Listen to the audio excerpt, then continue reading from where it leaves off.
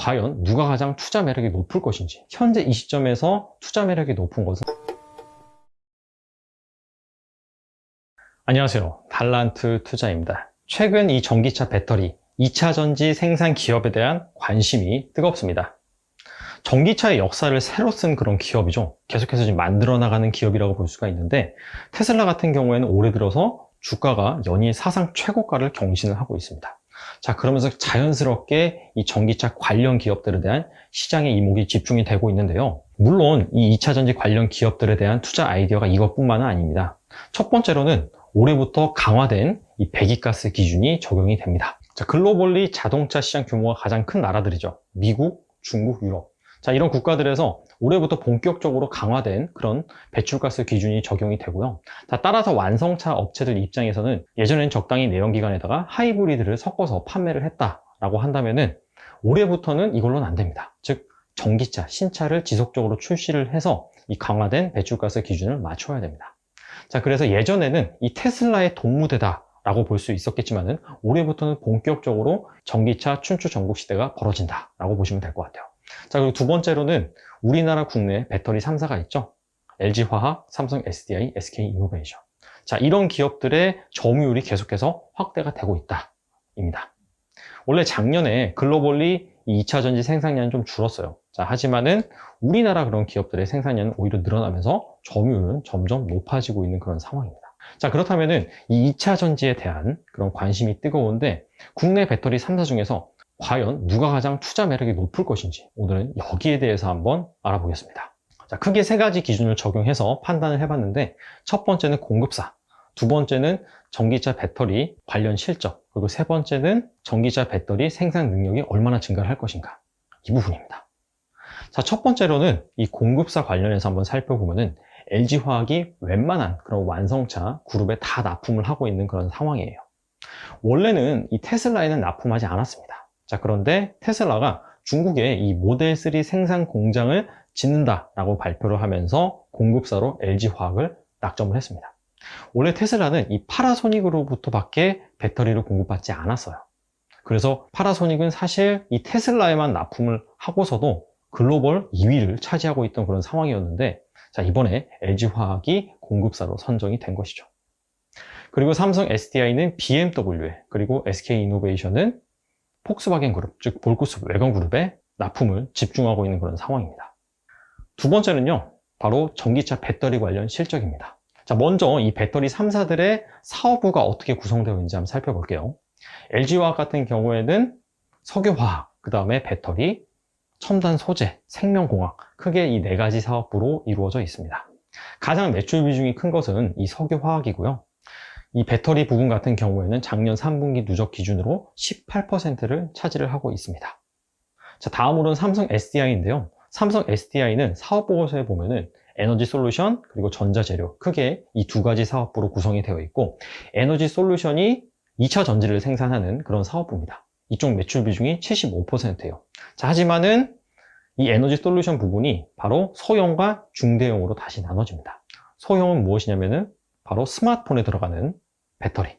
원래 이 삼성 SDI가 삼성전자의 스마트폰에 배터리를 납품하는 그런 기업이라고 보시면 돼요. 자, 그리고 중대형 같은 경우에는 ESS, 그 다음에 EV, 즉 전기차. ESS는 참고로 에너지 저장 시스템입니다. 자, 그래서 이 중대형 매출 비중이 작년 3분기 누적 기준으로 30%가 되고요. 자, 순수 이 전기차 배터리 매출 비중은 20% 정도 됩니다. 앞서서 이 LG화학 같은 경우에도 배터리 사업부가 있다라고 했는데, 마찬가지로 모두 다 이 전기차 배터리 매출이 아니라 ESS가 섞여 있습니다. 자, 이걸 감안해 봤을 때 삼성 SDI가 LG화학보다 이 전기차 관련 배터리 매출 비중이 훨씬 더 크다라고 볼 수가 있습니다. 마지막으로 SK이노베이션인데요. SK이노베이션의 사업 부분은 정유, 그 다음에 석유화학, 그리고 윤활유, 마지막으로 배터리입니다. 원래 이 SK이노베이션은 기름을 만드는 기업이잖아요. 정유 기업. 자, 그러다 보니까 가장 이 배터리 사업 부분 같은 경우에는 후발주자로 진출을 했습니다. 작년 3분기 누적 기준으로 이 배터리 관련 매출 비중은 1.2%에 불과해요. 앞선 이 두 기업과 비교를 해봤을 때 상당히 매출이 그런 적은 편에 속합니다. 자, 그리고 단순히 이 매출뿐만이 아니라 이익 관점에서 살펴보면은 전기차 관련 매출 비중이 가장 큰 삼성 SDI는 작년 4분기 기준으로 드디어 이 전기차 배터리 부분이 흑자 전환을 했고요. LG화학은 이제 BEP에 근접한 그런 상황. SK이노베이션 같은 경우에는 생산 규모가 아직 작기 때문에 여전히 적자를 그렇게 지속을 하고 있습니다. 자, 마지막 부분은요, 바로 생산 능력입니다. 자, 생산 능력. 근데 증권가나 뉴스, 리포트 이런 걸 잘 보시면은 단순히 이렇게 생산 능력이라고 표현하지 않고 캐파라고 표현합니다. 캐파는 이 캐펙스 허트의 약자인데 일반적으로 이런 기업들의 생산 능력을 표현할 때 캐파라고 씁니다. 자, LG화학 같은 경우에는 2019년 이 전기차 배터리 캐파가 70기가와트, 올해는 100기가와트, 그리고 내년에는 110기가와트를 기록할 것으로 예상이 되고 있고요. 삼성 SDI는 2019년에는 15기가와트, 그리고 올해는 30기가와트, 내년에는 50기가와트의 생산 능력을 보일 것으로 예상이 되고 있습니다. SK이노베이션은 2019년 5기가와트, 올해 20기가와트, 2021년에는 35기가와트. 자, 이런 식으로 캐파가 증가할 것으로 보이고 있습니다. 절대적인 생산 규모만 놓고 봤을 때는 LG화학이 단연 탑입니다. 자, 하지만은 이 생산 능력, 전망치의 흐름을 비교를 해보잖아요. 그렇다면 가장 높은 기업은 삼성 SDI다. 이게 무슨 얘기냐면은 작년 같은 경우에는 2019년에는 2021년 삼성 SDI의 생산 능력을 얼마로 전망을 했었냐면은 올해와 똑같은 30기가와트로 전망을 했었어요. 자, 하지만은 최근에 이 BMW로부터 5세대 전기차 배터리를 수주를 하면서 자그마치 3조 8천억 규모거든요. 자, 그걸 수주를 하면서 2021년에 이 생산 능력 전망치를 기존의 30기가와트에서 50기가와트로 확산을 시켰습니다. 반면에 LG화학 같은 경우에는 원래 2021년 생산 능력 전망치가 120기가와트였는데 올해로 들어오면서 보수적으로 좀 낮아졌다. 즉 110기가와트로 10기가와트 줄었다. 자, 이렇게 볼 수가 있겠고, SK이노베이션 같은 경우에는 작년까지만 하더라도 2021년 생산 능력이 25기가와트였는데 올해 들어서는 좀 더 공격적으로 늘면서 35기가와트로 10기가와트 늘었다라고 볼 수가 있습니다. 자, 그렇다면 한번 정리를 해볼게요. 절대적인 생산 규모, 그리고 공급사가 가장 많은 그런 기업은 LG화학입니다. 자, 하지만은 최근에 이 생산 능력 전망치, 캐파가 계속해서 확대되고 있는 기업은 삼성 SDI고요.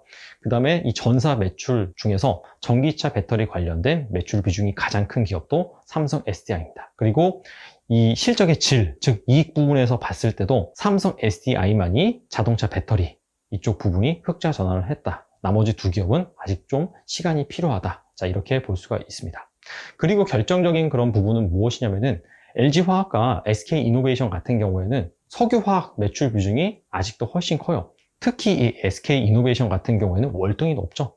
자, 그러다 보니까 현재 이 전기차 배터리 쪽이 매출액이 늘고 잘 나간다 하더라도 현재 이 정유화학 시장이 좋지가 않습니다. 최근에 신종 코로나 바이러스 이슈 때문에 국제 유가가 급락을 했잖아요. 자, 그러면서 글로벌 경기 둔화 우려가, 그러면서 석유화학 제품 수요 자체도 많이 줄었습니다.